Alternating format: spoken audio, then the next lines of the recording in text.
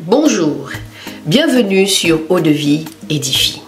Alors ici, comme vous avez remarqué, comme toi qui vas peut-être passer ici, tu es sur cette page Facebook ou peut-être que tu te retrouves actuellement sur YouTube et tu es en train de me regarder. Tu écoutes ce que je fais sur Facebook ou sur YouTube. Alors, ici avec le temps, ça fait un moment déjà que j'ai donné ma vie au Seigneur. Ça fait un moment déjà que j'exhorte,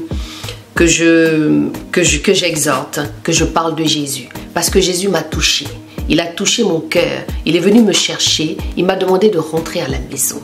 Et quand le Seigneur m'a demandé de rentrer à la maison, c'était extraordinaire. Moi, la jeune fille qui ne connaissait pas Jésus, moi, la jeune femme qui n'avait jamais entendu parler de Jésus, de ses miracles, de ce qu'il pouvait faire, est venue se révéler. Moi, la jeune fille qui ne s'était jamais baptisée, qui n'était peut-être même jamais allée à l'église, d'accord, ou qui n'avait jamais pris conscience en fait de l'église, s'est retrouvée avec ce Dieu-là qui est venu lui demander de rentrer à la maison.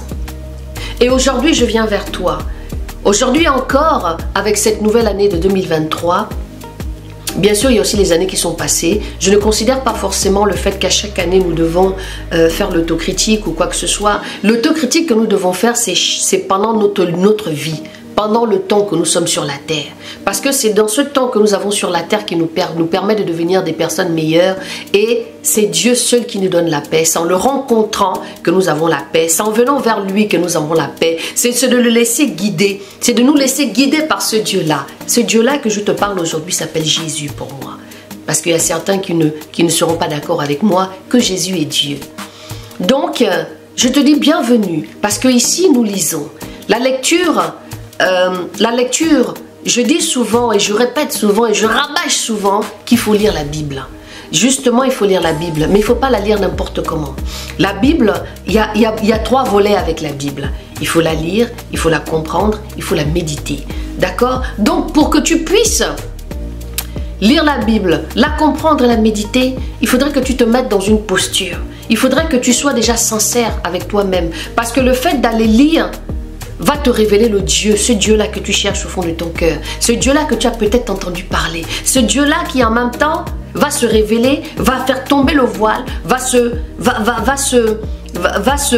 révéler, c'est ça le mot en fait, merci Seigneur, va se révéler et va manifester des choses en toi parce qu'il va parler à ton cœur.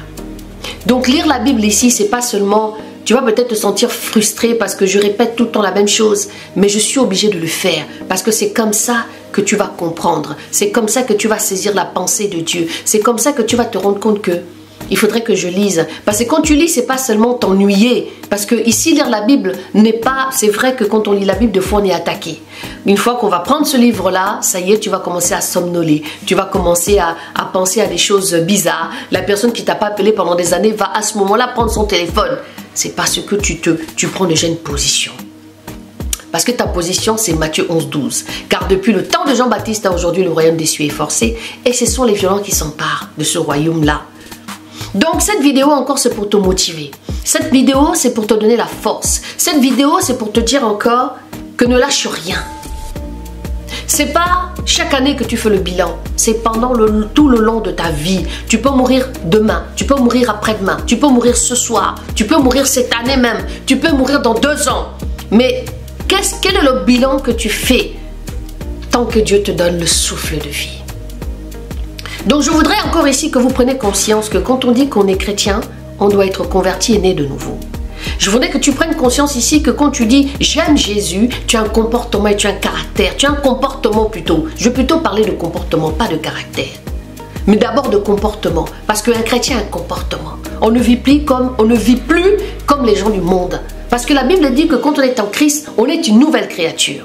Les choses anciennes sont passées et voici toutes choses sont devenues nouvelles. Alléluia. Et je crois encore que moi cette année, il y a beaucoup de choses qui vont devenir nouvelles. Donc je t'appelle à la prière, je t'appelle à la repentance, je t'appelle à prendre conscience du Dieu. Je t'appelle à prendre conscience du Dieu que tu prétends dire que tu aimes ou que tu pries. Que tu prennes conscience de cela.